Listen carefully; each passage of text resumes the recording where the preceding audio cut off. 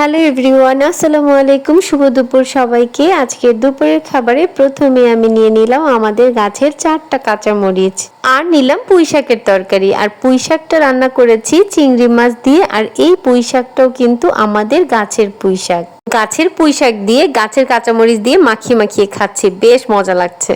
এবার আমি নিয়েছি আমার অনেক অনেক পছন্দের খাবার, গরুর মাংস ভুনা। প্রথমে আগে রসুনটা খেয়ে নিব, কারণ মাংসের এই রসুনটা খেতে আমার অনেক বেশি মজা লাগে। এমডি আরিয়ান ভাইয়া কমেন্ট করেছে, আপু আপনি কি প্রতিদিনই মাংস খান? ভাইয়া আমার বর কোনো মাছ খায় না, কোনো তরকারিতে মাছ দিলে সেই তরকারিটাও খায় না, তাই ওর জন্য প্রতিদিনই মাংসের কোনো না কোনো আইটেম আমার রাখতে হয়। আমার পছন্দের গরুর মাংসের সাথে আমার গাছের কাঁচামরিচ দিয়ে খাচ্ছি, আমার এত বেশি মজা লাগছে।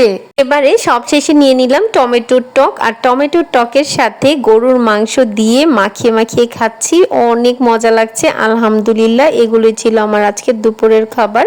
অনেক বেশি মজা করে খেলাম। Thanks for watching. Tata, take care, আল্লাহ হাফিজ।